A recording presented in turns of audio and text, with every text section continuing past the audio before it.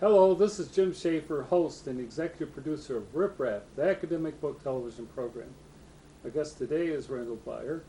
I'm going to go through some of the new books that Rip Rap has received for review. Welcome to Rip Rap. Thanks. I'm glad to be back again. A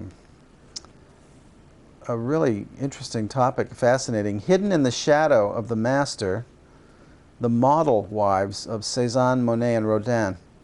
The model wives meaning not the ideal wives, but the models, the wife model, the women in their lives their wives who were models for them, and their actual impact on their paintings. Yeah. The very paintings that are so famous, paintings and sculptures that we look at and see. And that we assume we know how all that happened. Yeah, yeah. And you think that maybe there was direction by the painter himself or the artist himself, but actually maybe it's the other way around. Well, I think there's this kind of ideal or this notion that the painter just has this lightning strike his head and art happens. And it really doesn't. It comes out of community. It comes out of the workings together of different people who are engaged in the right thing. But what this book is exploring, something I found really fascinating, is that the art world at that time was tremendously androcentric. In other words, male-dominated. And women with enormous talent would get involved with them as a model or as a co-writer. Right. And they Muse. they brought a lot to the art that was shaped, if beyond just the relationship with the artist. And so these are all French painters, but they had a profound impact on them. And I thought this is a research, I think it talks about the author, who's a professor emeritus, but this is a really special book because she really gets into depth. And it's very, very difficult research because, again, now the whole market is androcentric. All the art history is androcentric. So to find something to run counter to that, to understand the point that she's making, she had to do a lot of heavy-duty research. Ruth Butler, I almost said Judith. Ruth Butler, professor emerita from the University of Massachusetts, and she's known as a Rodin scholar. Rodin, The Shape of Genius is a book that she published with Yale. So it's coming out of the impact of that time period. Well, this is superb. And it's always a pleasure to see something where someone's dug underneath the usual stereotypes, the usual trends of research to find some really unique insights. And she's taken several of these stories and done that. Well, our own wife cinematographer, your wife Karen, was telling me, I have to give proper credit because before I was looking this book and she was saying as we were setting up for this show that in fact the choice of clothing, the impact of color, the wives actually made a lot of these decisions and in place, I suppose the placement of somebody in a picture, it's the point of view of the artist, but to some degree the women were making these choices for them. And color especially was not just up to Monet, it was up to Camille as well. Yeah. Maybe the matching of color. There is one painting of French flags on the seashore, and Camille's wearing red and white and blue as well. And so there was an impact with that, to match the scene. So Ruth Butler explores those. That's just the surface I think it's often comment true when you're involved with something, you don't necessarily see all of it, and someone can help you profoundly by pointing out some of the other parts. You may be involved with design, but you're not seeing the aspect of color. Right. And yet that one change, that one shift, can really make a whole difference. Yeah. Well, that's true. Color especially. The subtlety of one hue can completely change the impact, as you say. It always So- fascinates me with the French that they have this ability about precision of hue and, you know, the philosophical Oh, you're stuff just that- being romantic. You're just romanticizing the French. No, I really like that about them. No, the tradition is clearly there. Yeah, Yeah. and I mean this is such a potent period of thought about and change in art representation that comes out of France. I mean, it's Well, I just clearly think historical. this whole trend that Butler's exploring of looking at women's role Mhm. in shaping the art Mhm. is a very rich and deep area that will allow us more to understand not only about the specific artists, but about the art history and the assumptions that were made. Yeah. You know. I was surprised to see Cézanne in here. Not surprised, but curious, because in my mind's eye, when I think of Cézanne, I think of Mont Saint-Victoire and earth and still lifes without people. I'd totally forgotten that there's a series of paintings of his, you know, Madame Cézanne and his wife and figures, many figures. I mean, in his oeuvre, so to speak. But in my mind's eye, I think of those fabulous mountain paintings with, you know, rock and ochre and green. This book really is an eye opener because of that. It takes you back into the human, and of course the Impressionists, and Rodin, of course. But the Impressionists were so concerned with everyday scenes. I mean, it's sort of life in the picnic, you know, life walking across the bluffs, or people sitting under the sunlight, because it's about the light. It doesn't kind of matter in some ways but it was also about their personal lives, their weekends, their occupations. Some really nice insights coming out of even the few illustrations that were chosen. Sort of makes me think, oh, I should look into this more. How do you manage the consequence? How do you project population? What does it say about the theory of how you're supposed, you know, they're talking about Marxism, that, but how you're supposed to be managing things? And is population something you can really manage, and yet you feel that you need to do something if you've got a population that's in the billions? So it's quite an interesting you know, reflection and some good research of what she calls politics, not science. Interesting. You know? Yeah. It says that they often talked about the social suffering of peasant families and elders, but what did not rise to the level of frank discussion was the impact of a strict one-child policy on rural women and girls. So I've talked with Chinese, and that's often what happens. The rule is enforced in the city, and because of the limitations of government enforcement, it's less difficult or less possible to do it in the rural areas. But it's led to a lot of difficult times, and now they're talking about, well, what are they going to do? Is this a successful policy? And how they're going to go about it. And also, there's an interesting question she raises about, does science have a culture? You know, what culture is Chinese science? The dominant discourse on China's intellectuals has tended to discourage such questions. So someone comes up with a political decision. Well, we got to limit, you know, population, limit it to them. Yes. But what are the overall consequences of that decision? And that's not so easy to answer. I'm not sure that you can use research quite that way. But well, certainly the answer on the surface is, or yes, or absolutely, science has a culture. I mean, just look at, in our own country, just recently it's come out that yearly reports, research that were indicating certain types of environmental issues with, say, water, were politically, you know, inopportune. So they're suppressed or made to come out in different contexts or not reported on dime, so to speak. Reports are finished, but they wait until some major policy. I mean, this is sort of the nature of any political regime, I guess. And science is not exactly pure when it's under the control of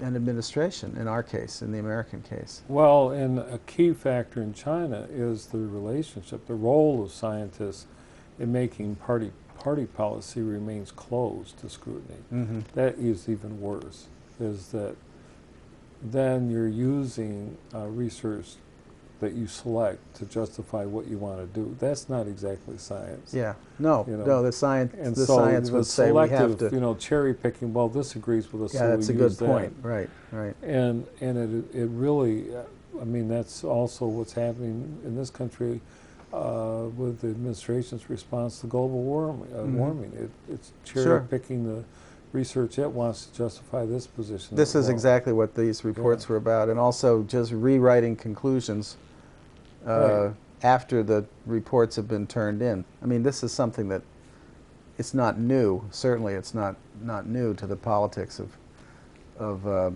science in general. It goes way back. I'm sure historically we could probably trace the misapplication of science in many ways. Well, there's another aspect that she discusses, and that is when this happens, it weakens science. Because now you're talking just a practical application, not true inquiry.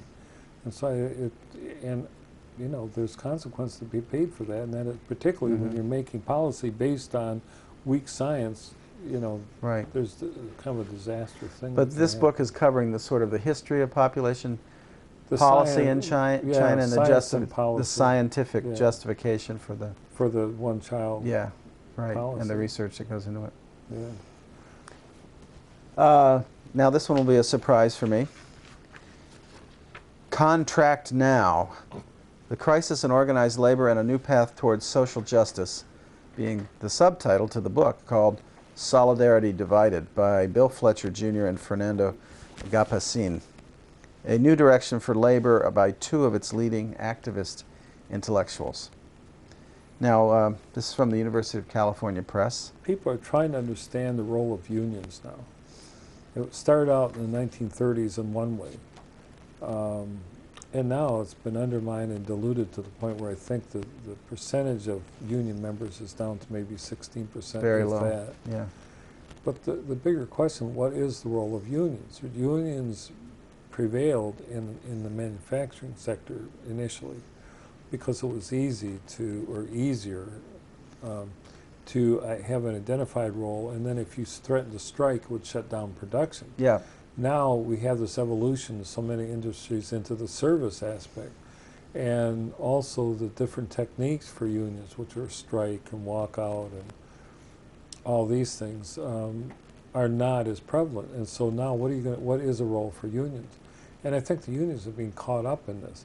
At the same time, I mean, the UAW just agreed to the automotive industry, an arrangement where what they call them, legacy workers are being bought out, and then new workers are being brought in for half the wages. Sure. Something's really wrong with other here. benefit packages as well. Considerably for the newer, reduced. Right, I mean, there's for the a lot newer of people. stuff missing in the translation or transition. Yeah, that's right. So what is the role for the unions? And people are saying, well, it doesn't affect me. I'm not going to pay the union dues.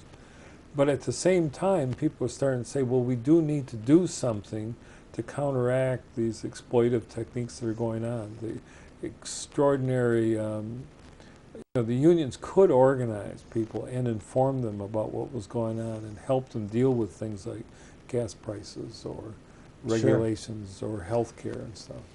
One issue that's come up with gas prices, this is local, but I know it's being discussed nationally, is the change in the work week that could result. Oh, yeah. Some businesses have already started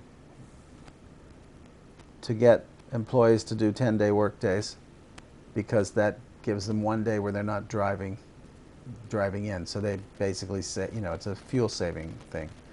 But that has a big impact on the quality of life, so to speak, in the workplace. The union is there to sort of, I think of unions as the sort of the Lorax, ideally. The big unions are so big that they're massive corporate structures now in any way. And in some places it's so difficult to have small workplace unions in, I don't know what the smallest shop would be with, I say shop figuratively, it could be a faculty union, it could be a real manufacturing union, but are there unionized places with less than 100 employees, less than 50? In some cases, maybe. Schools, for instance, have, each school may have 25, 30 teachers, but they're part of a bigger union.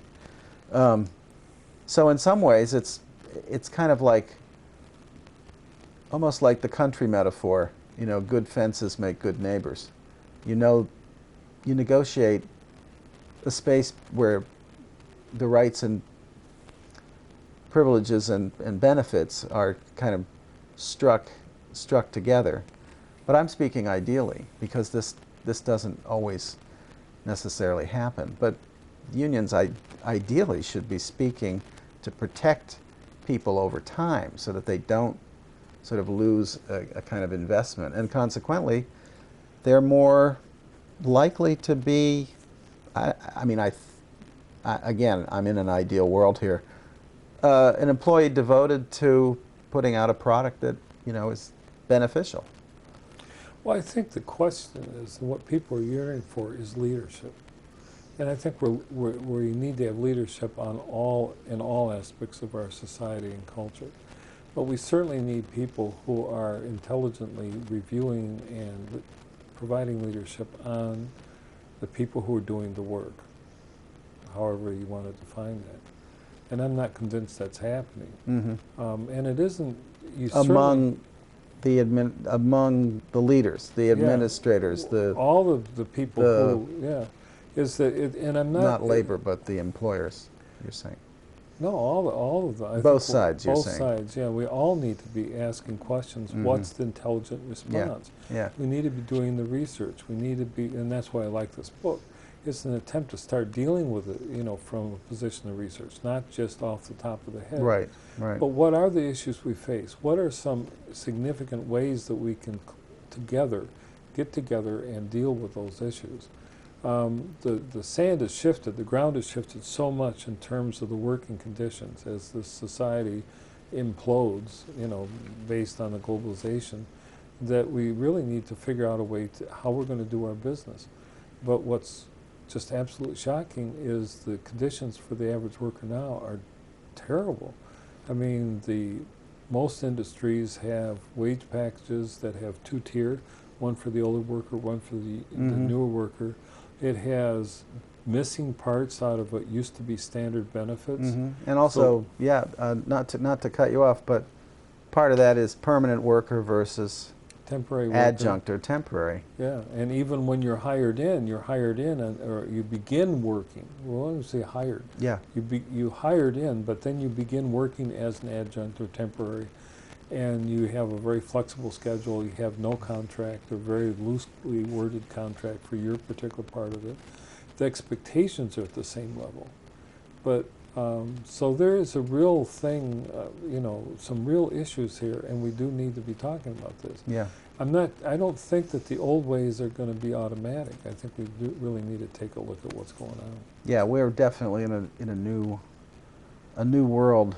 So it's kind of refreshing to see someone trying to start to address this. Right. And they call it new solidarity. Just the word solidarity evokes stuff out of the 1930s. Right, sure. And there was a much more, historically, there were some, not that there aren't bad practices now, but historically, in the history of the labor unions made enormous changes in our society that would not have happened had they not organized. Well, that was their strength, is they did help work on Social Security, on Medicare. Right. Collectively made us think about these health issues. Benefits and improving pay and it's minimum wage and safety for the worker and, workers' compensation for workers who have been injured. Yeah. But there's another evolution now that's facing us, and we need to figure that out. So I thought it was kind of an interesting... Good topic. The people who kind of led their group, but they kept very close track of how this person was doing it, and at certain points, if the person didn't function well, they would send them home or send them away in mid-migration. Yes, right. Take your goats and move Right, move which was along. dangerous. Right, sure, it Because could they be. had to cross all that other stuff. Right, because it's a seasonal migration Yeah. pattern, I imagine. Right. And so Rains and whatnot. that was the worst thing that could happen, because it also, you would have great loss of face and everything else. But I like this idea that there was this very close relationship between leader and the people being Yes, led, yeah. and that the people being led did not sign off. Yeah, yeah. You know, and I think that's relevant to this country with Barack Obama and George Bush before. With Bush, they had signed off They had. until the election happened, and then they pulled the plug on him.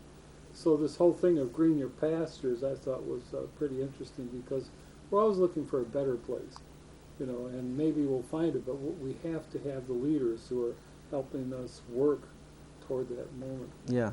But I think we got another program done this time. It's great. Hello, this is Jim Schaefer, executive producer and host of Rip Rap, the academic book television program. My guest today is Deborah Smith Pollard. We'll be discussing her latest book, When the Church Becomes Your Party, on contemporary gospel music. Welcome to Rip Rap, Deborah. Thank you for inviting me, but but it's still that spiritual core. And what I say is that people go because they know in the end Jesus is going to win. Okay, there's no cognitive dissonance like I didn't see that coming, you know, some kind of way. And in this particular play, which is actually a film, as I said, there's a girl who's, she's really been out there on the street and everything. But by the end, the guy who's, you know, a really good-hearted guy, a lot of faith, she's taught to forgive. She forgives him for something that happened in the past, and it all comes together. I've heard already that there have been screenings that were sold out at midnight, okay? Because people, they not only want to laugh, but I mean, certainly in times, these economic times, people want to be reassured God is in control. He's got this, right? Okay, this is not gonna, we're not gonna Somebody's fall looking out. after Yes, us. somebody's looking after us. And those plays give you that in the midst of the laughter. But I thought that was really, the other thing you were talking about is how popular this music and the drama. Oh my goodness. Many of the plays, Tyler Perry, there is a David E. Talbert, and there's a young woman from here in Detroit, Angela Barrow Dunlap. Oh, her playwriting partner passed away a few years ago. She continues to do great plays. They have play titles like Why Do Good Girls Like Bad Boys? Now, you know people are going to sign up for a play with a title like that. There's no way you're not going to go to find out. There was another one called Real Men Pray, which had these muscle-bound angels that showed up whenever these men prayed. Oh, and they were twins. All right, so the women were loving that, but in the midst of it, there was a very serious message, you know, to men. It's not, you know, it's nothing powder puffy about praying. And if you pray, God will hear you. And many of them make more money than Broadway plays. I mean, you hear about these Broadway plays closing down. One of the reasons Tyler Perry had to move into movies is that there just weren't enough seats to accommodate everybody who wanted to come and see Medea and some of his other characters in these plays. And so it's been extremely popular. What I say is don't judge them by what August Wilson did or Lorraine Hansberry, you know, some of the great black playwrights. That was a different kind of theater, not better, not worse, just different. These plays come out of the black church experience where, as I said, you know Jesus is going to win. You know the devil in some form could be a woman, it could be drugs, it could be over involvement in money schemes. You know, all these kinds of things can tempt people, but you know in the end they're going to work this thing out, and that's why people show up to see them. Well, I thought it was fascinating. You point this out in the book that gospel music, when it emerged just 100 years ago, was in small, virtually invisible storefront churches. And now it's millions. He was on Dr. Phil last night Yeah. talking about this play, you know, and in the midst of this, as I said, the film that just opened, there's Yolanda Adams, who certainly is one of our leading voices in gospel music today. He doesn't leave that out. There's skating parties. There are all these other, I guess I call them ancillary forms that we have with gospel music. There is mime. People are like, where in the world did that come from? There's a young men, twins again, don't know what that is all about, who decide that they didn't want to usher, they couldn't, I don't know that they can sing, but they put on this white makeup, as mimes often do, and they act out the lyrics to songs. Well, now there are these mime troupes everywhere in the country.